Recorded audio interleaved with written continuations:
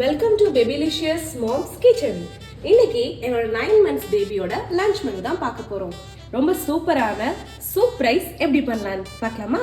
இதுக்கு தேவையான பொருட்கள் மட்டன் போன்ஸ், கூடவே பெப்பரும் ஜீரக பொடியும் எடுத்து வச்சிருக்கேன், காக்கா ஸ்பூனு, ரைஸ் 2 ஸ்பூன் ஆஃப் ரைஸை நல்லா வாஷ் பண்ணி எடுத்து வச்சிருக்கோம். ஆனியன் சின்ன துண்டு கட் பண்ணி வச்சுருக்கேன், டொமேட்டோ சின்ன பீஸ் கட் பண்ணி வச்சுருக்கேன், கொஞ்சம் கேரட், ஒரு கேரட்டில் ஹாஃப் ஆஃப் த கேரட்டை கட் பண்ணி வச்சுருக்கோம், ஒரு 4 கருவேப்பிலை இலை, அப்புறம் half spoon of ginger garlic paste இருக்குது. இது எப்படி பண்ணலான்னு இப்போ பார்க்கலாம். குக்கர் வச்சாச்சு. குக்கர் நல்லா சூடானதுக்கப்புறமா கொஞ்சமாக ஆயில், நான் ஆலிவ் ஆயில் சேர்த்துக்கிறேன். நீங்கள் எந்த ஆயில்னாலும் நீங்கள் சேர்த்துக்கலாம்.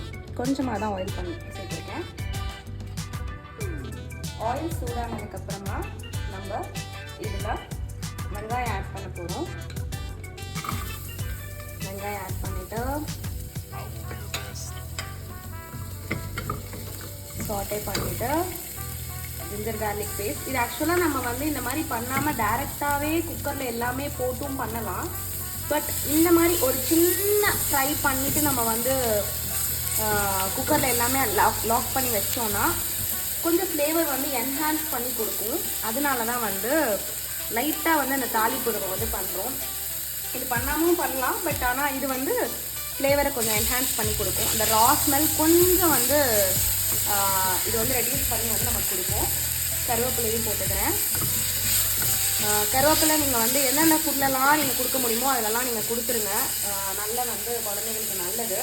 நீங்கள் இதை கொடுத்து பழக்கிடுங்க. சில குழந்தைங்கள்லாம் எடுத்து வைப்பாங்க. நான் இதில் அரைச்சிட்றனால அவையில் எப்படியும் அதை ஸ்டூ பண்ணி சாப்பிட வேண்டிய அவசியம் இல்லை. அப்படியே நம்ம சாப்பிட்றலாம்.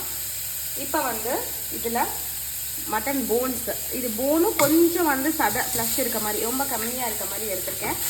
நீங்கள் இதில் போன்ஸ் இல்லாமல் ஃபுல்லாகவே மட்டன் ஃப்ளஷ் பீஸை கூட நீங்கள் போட்டுக்கலாம்.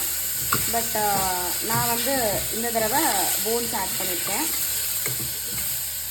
இது கூட கேரட்டும் ஆட் பண்ணிக்கலாம்.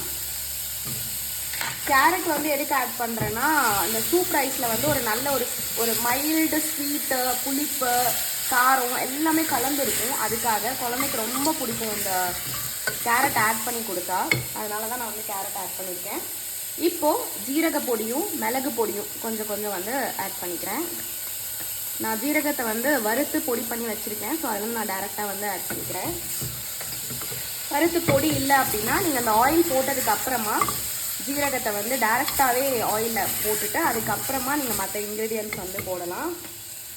இப்போ இதில் நம்ம அரிசி ஆட் பண்ணிக்கிறோம். இது 2 ஸ்பூன் அரிசி, பெரிய ஸ்பூனில் 2 ஸ்பூன் அரிசி போட்டு நல்லா கழுவி ஊற வச்சுருந்தேன். அதை இதில் ஆட் பண்ணிக்கிறேன். நல்ல ஒரு ஸ்மெல் வருதுங்க, ரொம்ப நல்லாயிருக்கும் இது. நான் போன்ஸ் போட்டிருக்கனால, நான் போன்ஸ் இதில் ஆட் பண்ணியிருக்கனால அந்த கொஞ்சம் ஃப்ளஷ்ஷும் இருக்கனால நான் மிக்ஸி பண்ணுறதுக்கு முன்னாடி அந்த ஃப்ளஷ்ஷை மட்டும் போன்ஸ்லேருந்து செப்பரேட் பண்ணிவிட்டு நான் சாப்பாட்டோடு அரைச்சிக்குவேன். 1 கிளாஸ் வாட்டர் ஊற்றிருக்கேன். இதை 1.5 கிளாஸ் வரைக்கும் இதில் வாட்டர் ஊற்றலாம். ஏன்னா அது நல்ல குக்காகி வரணும். போன்ஸ் எல்லேருந்து அந்த ஃப்ளஷ்ஷு தனியாக பிரிஞ்சு வர அளவுக்கு நல்லா குக் ஆகணும். அதனால் 1 டம்ளர் ஊற்றினா நமக்கு பத்தாது. ஸோ அதனால் நான்